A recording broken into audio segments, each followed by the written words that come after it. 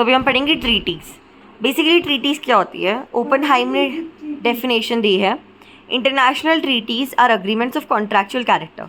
ऐसे अग्रीमेंट्स होते हैं जिनका कॉन्ट्रैक्चुअल कैरेक्टर होता है, यानी कि लीगली बाइंडिंग होते हैं, और ये बिटवीन दो स्टेट्स या ऑर्गेनाइजेशन होते हैं। तीसरा, ये लीगल राइट्स या ड्यूटीज़ क्रिएट करते हैं। इसमें 3 बेसिक चीज़ें आती हैं। तो हम ये कह सकते हैं कि ट्रीटीज़ ऐसे अग्रीमेंट्स हैं।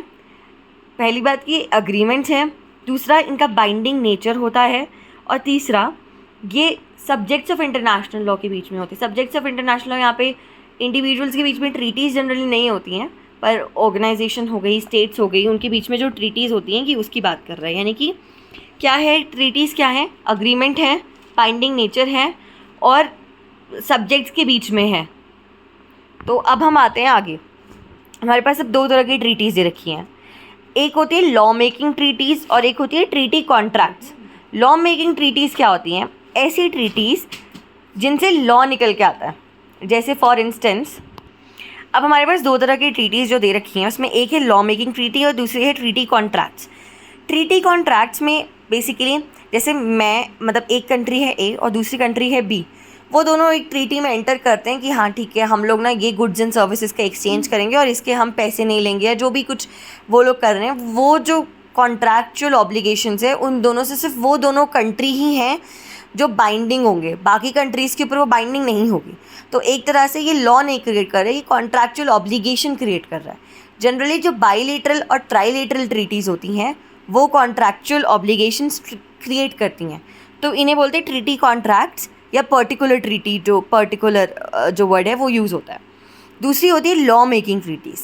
ऐसी ट्रीटीज़, लॉ मेकिंग ट्रीटीज़ में बेसिकली क्या होता है कि बहुत सारी कंट्रीज़ हैं, मल्टीलेटरल कंट्रीज़ मिलके एक साथ कुछ ट्रीटी करती हैं और उससे लॉ निकल के आता है जो पूरे वर्ल्ड पे जो कंट्रीज़ हैं उन पे बाइंडिंग होता है। जैसे फॉर इंस्टेंस यहाँ पे हम ले सकते हैं कि जो लॉ निकल के आया था यूएन की जो कंट्रीज़ हैं, मल्टीलेटरल ट्रीटी एक तरह से, वहाँ से यूएन चार्टर निकल के आया है। तो वो जो होंगी वो होंगी ऐसी ट्रीटीज़ जो लॉ जिनसे लॉ आ रहा है, तो इन्हें लॉ मेकिंग ट्रीटीज़ बोलेंगे या जनरल ट्रीटीज़ बोलते हैं। अब जो ये लॉ मेकिंग ट्रीटीज़ होती हैं ये भी 2 तरह की होती हैं। एक होती है ऐसी जिनका यूनिवर्सल कैरेक्टर होता है और एक होती है जिनका जनरल कैरेक्टर होता है। यूनिवर्सल कैरेक्टर मतलब देखो, अब लॉ तो बहुत हर मल्टीलेटरल ट्रीटी से कुछ ना कुछ लॉ निकल के आ रहा होता है। तो जो यूनिवर्सल कैरेक्टर वाली लॉज होती हैं, जो यहाँ पे मैंने लिखा भी हुआ है, यूनिवर्सल कैरेक्टर वाली लॉज होती हैं, जैसे यूएन चार्टर निकल के आया, ये वर्ल्ड की हर कंट्री पे बाइंडिंग है, चाहे कोई भी हो, सिग्नेटरी हो ना हो, सब पे बाइंडिंग है। लेकिन जनरल कैरेक्टर वाली लॉज हैं, अगर हम पार्टी हैं, अगर हम सिग्नेटरी हैं किसी कॉन्ट्रैक्ट के या किसी ट्रीटी के, मतलब बेसिकली, तो हमारे ऊपर वो जो ट्रीटी से लॉज निकल के आए हैं वो बाइंडिंग होंगी। जैसे फॉर इंस्टेंस हमारे पास VCLT है, ICCPR है, इनके जो लॉज हैं अगर हम सिग्नेटरी हैं तो वो हमारे ऊपर बाइंडिंग होंगे, अगर नहीं है तो नहीं होंगे। अच्छा, इसमें एक बहुत इंपॉर्टेंट चीज़ आती है रिजर्वेशन की, ये एक्स्ट्रा नॉलेज के लिए। वैसे इसमें क्या होता है कि मान लो कि मैं एक ट्रीटी के सारे टर्म्स मानती हूँ कि हाँ ठीक है ये वाले टर्म्स मुझे सही हैं, लेकिन 1-2 आर्टिकल्स ऐसे हैं ट्रीटी के जो मैं नहीं मानना चाहती हूँ, तो वहाँ पे मैं अपना रिजर्वेशन का राइट यूज़ करूँगी कि इन आर्टिकल्स को छोड़कर बाकी सारी चीज़ें मैं मानती हूँ उस पर्टिकुलर ट्रीटी की, तो वो रिजर्वेशन होता है। अब कॉन्ट्रैक्चुअल ट्रीटी मैंने अभी जैसे बताया कि 2 कंट्रीज़ हैं, वो लोग कॉन्ट्रैक्ट में आ रहे हैं, एंटर कर रहे हैं, मतलब एक ट्रीटी साइन कर रहे हैं 2 या 3 कंट्रीज़, तो वो कॉन्ट्रैक्चुअल ट्रीटीज़ होंगे। अब यहाँ पे एक चीज़ दे रखी है जो बड़ी यूनिक सी चीज़ है कि मान लो एक कंट्री है ए, वो एक ही सब्जेक्ट मैटर पे बी कंट्री के साथ ट्रीटी कर रही है, उसी सब्जेक्ट मैटर पे सी के साथ ट्रीटी कर रही है, उसी सब्जेक्ट मैटर पे डी के साथ ट्रीटी कर रही है, तो हम कहेंगे कि ये एक तरह से रीजनल या लोकल कस्टम बन गया है, उस कंट्री में फॉलो किया जाने वाला कस्टम बन गया है। ठीक है, अब आते हैं फॉर्मेशन ऑफ ट्रीटीज़ पे आते हैं अब हम। तो कोई भी ट्रीटी अगर फॉर्म हो रही होती है तो सबसे पहला काम क्या होता है? अपॉइंटमेंट ऑफ स्टेट रिप्रेजेंटेटिव्स होते हैं। मतलब मान लो कि एक कंट्री है, ए कंट्री, उसको बी कंट्री के साथ कॉन्ट्रैक्ट करना है, तो सबसे पहले तो अगर ए को बी के साथ कॉन्ट्रैक्ट करना है, ए कंट्री को, तो सबसे पहले वो लोग कॉन्ट्रैक्चुअल टर्म, जैसे टॉपिक है क्लाइमेट चेंज, तो क्लाइमेट चेंज टॉपिक है, उस पर सबसे पहले नेगोशिएशन होगा। तो ऐसे रिप्रेजेंटेटिव्स को अपॉइंट किया जाएगा जो वहाँ पे जाके नेगोशिएट करें ट्रीटी को, हमारे बिहाफ पे, हमारी कंट्री के बिहाफ पे। फिर नेगोशिएशन शुरू होता है जो कि सालों साल चलता है। आईएफएस ऑफिसर्स जो होते हैं बेसिकली वो लोग ये काम करते हैं नेगोशिएशन, और मिनिस्ट्री ऑफ एक्सटर्नल अफेयर्स में स्पेशल पोस्ट होती है ट्रीटी मेकिंग ऑफिसर्स की जो ये काम करते हैं जनरल नेगोशिएशंस का। तो पहले अपॉइंटमेंट होगी ऑफिसर्स की जो नेगोशिएशन में जाएंगे, फिर नेगोशिएशन चलेगा जो सालों साल चलता। फिर जैसे ही नेगोशिएशन का काम ख़त्म होगा हम ऑथेंटिकेट कर देंगे ट्रीटी को, यानी कि हम साइन कर देंगे कि हाँ ये ट्रीटी हमें अब सही लग रही है। लेकिन कई ऐसी ट्रीटीज़ होती है जहाँ पे दे रखा होता है कि मिनिमम 10 मेंबर्स अगर उसे साइन करेंगे तभी वो ट्रीटी जो है वो एग्जिस्टेंस में आएगी, नहीं तो नहीं आएगी।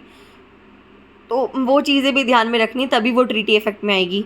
अगर वैसी ट्रीटी है तो हम साइन करके छोड़ देंगे और जैसे ही 10वां मेंबर मिल जाएगा तो वो ट्रीटी इफेक्ट में आ जाएगी, ठीक है। और कई जगह पे ट्रीटी हम कैसे मानेंगे कि हमने ट्रीटी साइन की है? ज़रूरी नहीं कि हम साइन कर रहे हैं तभी हम उस ट्रीटी से बाउंड होंगे। और भी तरीके हैं, जैसे एक्सचेंज ऑफ इंस्ट्रूमेंट्स। कई बार हमने देखा है कि एक देश का प्रधानमंत्री दूसरे देश के प्रधानमंत्री के साथ मिलता है तो वो एक एनवेलप होता है, उसे एक्सचेंज करते हैं। तो वहाँ पे क्या होता है कि एक कॉपी उस ट्रीटी की तुम्हारे पास है जिसमें मेरे दस्तखत हैं, दूसरी कॉपी में तुम्हारे साइन है वो तुम मुझे दे दो, उसमें मैं साइन करके, और मतलब 2 कागजात हो जाएंगे, और वो एक्सचेंज ऑफ इंस्ट्रूमेंट्स कहते हैं उसे। और ये जनरली बाइलेटरल ट्रीटीज़ में होता है, ठीक है। और ट्रीटीज़ जो हैं वो एग्जिस्टेंस में आती है आफ्टर रैटिफिकेशन। रैटिफिकेशन जैसे हमने रैटिफाई कर दिया हम बाउंड हो गए हैं उस ट्रीटी से। रैटिफिकेशन और साइनिंग में डिफरेंस होता है। हम साइन कर सकते हैं लेकिन रैटिफाई करना यानी कि उसे अपने लॉज में इनकॉर्पोरेट करना। रैटिफाई करना, साइन करना मतलब हाँ ठीक है ये हम मानते हैं इन सबको, लेकिन हम उन्हें इनकॉर्पोरेट करते हैं जब हम रैटिफाई करते हैं, ये होता है। और आफ्टर रैटिफिकेशन जैसे हमने रैटिफाई कर दी ट्रीटी, तो जो फाइनल स्टेप होता है उसमें ये होता है कि कोई भी ट्रीटी, चाहे मल्टीलेटरल, बाइलेटरल, ट्राइलेटरल हो, कोई भी ट्रीटी है उसे हमें UNGA, United nation general assembly का जो प्रेसिडेंट है, जो इस समय एंटोनियो गुटेरेस है, उसके सामने वो सबमिट करनी पड़ेगी ट्रीटी की एक copy under article 102 of UN charter, ठीक है। और फिर वो ट्रीटी की रजिस्ट्रेशन होगी। जैसे कॉन्ट्रैक्ट का रजिस्ट्रेशन होता है वैसे ट्रीटी का भी रजिस्ट्रेशन होता है, ठीक है। अब हम एक ट्रीटी को मान रहे हैं नहीं मान रहे हैं, इसके कुछ तरीके हैं। पहला, ट्रीटी साइन करना मतलब हम ट्रीटी को मानते हैं। दूसरा, बाय रैटिफिकेशन, रैटिफिकेशन मतलब इनकॉर्पोरेट करना। बाय एक्सचेंज ऑफ इंस्ट्रूमेंट्स, मैंने अभी बताया एनवेलप का एक्सचेंज होना। एक्सेशन, एक्सेशन होता है कि हम साइन नहीं करते हैं ट्रीटी पे, लेकिन हम फिर भी हम उससे अपने आप को बाउंड समझते हैं बिना साइन किए उस ट्रीटी को। जैसे instrument of accession Jammu and Kashmir के केस में वहाँ की राजा ने दिया था, ठीक है। और इंस्ट्रूमेंट ऑफ एक्सेशन कई ट्रीटीज़ में तभी साइन हो सकता है अगर वहाँ पे प्रोविजन दे रखा है कि हाँ आप इंस्ट्रूमेंट ऑफ एक्सेशन या एक्सेशन के थ्रू आप ट्रीटी को मान सकते हो। अब ट्रीटी भी 2 तरह की इसमें और फर्दर डिवीजन है। एक है सेल्फ एग्जीक्यूटिंग ट्रीटीज़ और एक है नॉन सेल्फ एग्जीक्यूटिंग ट्रीटीज़। ये हमने पहले के पार्ट्स में कर रखा है तो हम इससे बाद में डील नहीं करेंगे। तो हमारा ट्रीटी का टॉपिक यहीं ख़त्म होता है। Thank you so much. Subscribe to my channel. Bye bye.